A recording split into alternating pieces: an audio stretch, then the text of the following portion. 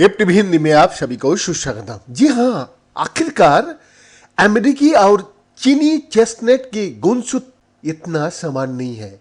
कम से कम जीनोम का एक प्रमुख क्षेत्र न्यूक्लियोल्स ऑर्गेनाइजिंग क्षेत्र यानी कि NOR में साइंटिफिक रिपोर्ट्स में एक लेख में आज यानी कि 15 जनवरी प्रकाशित एक खोज चीनी चेस्टनट के साथ संकरण के माध्यम से अमेरिकी चेस्टनट को ब्लाइट प्रतिरोध प्रदान करने के लक्ष्य वाले किसी भी व्यक्ति के लिए प्रमुख निहितार्थ है।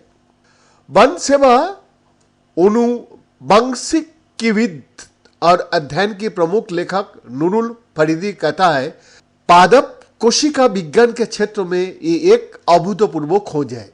पारंपरिक बैक क्रॉस प्रजनन जिसमें दो प्रजातियों के बीच संकरण शामिल है, उसका उद्देश्य आनुवंशिक इंजीनियरिंग के बिना दो प्रजातियों के लक्षणों को एक आदर्श मिश्रण जोड़ना है। बैक क्रॉस प्रजनन तभी सफल हो सकता है जब दोनों प्रजातियों के गुणसूत्र संगत हो।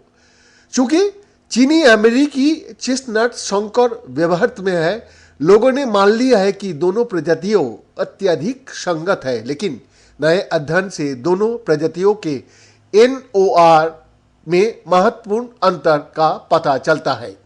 NOR प्रत्येक पौधे और पशु कोशिका का हिस्सा है। इसमें राइबोसोम बनाने के लिए आनुवंशिक निर्देश होता है, आणविक मशीनों जो जीवन के लिए आवश्यक प्रोटीन बनाती है। NOR एक विशेष गुणसूत्र की छोटी भुजा के अंत के पास स्थित होता है। ये दोनों प्रजातियों में मौजूद है, लेकिन चीनी चेस्टनट में ये हेट्रोक्रोमाटिन नामक एक प्रकार के DNA से भरा होता है और गुणसूत्र का लगभग 25% बनता है।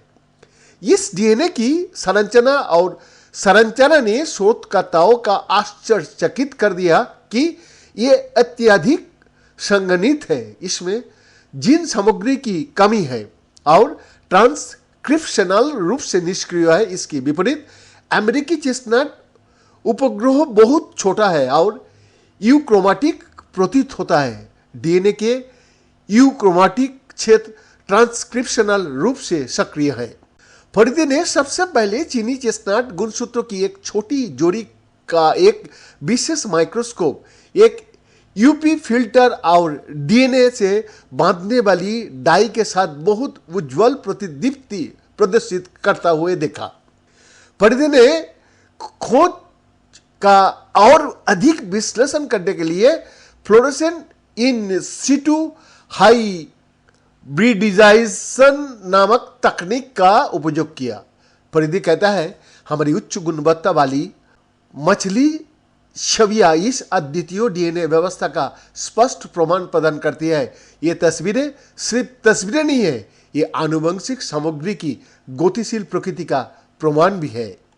फरीदी 1991 से फीसे के साथ काम कर रहा है और उनके पास विश्लेषण के लिए पौधे की गुणसूत्र तैयार करने का व्यापक अनुभव है।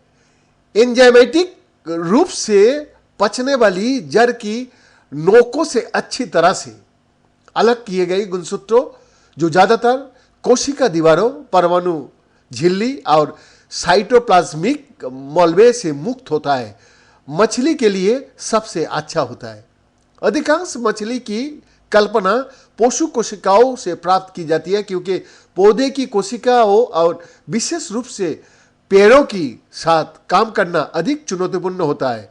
फरीदी ने पाया है कि चीर और चिनार की तुलना में चेस्टनट के साथ काम करना कई अधिक कठिन है। BN का रिपोर्ट, FTV हिंदी, दिल्ली, भारत।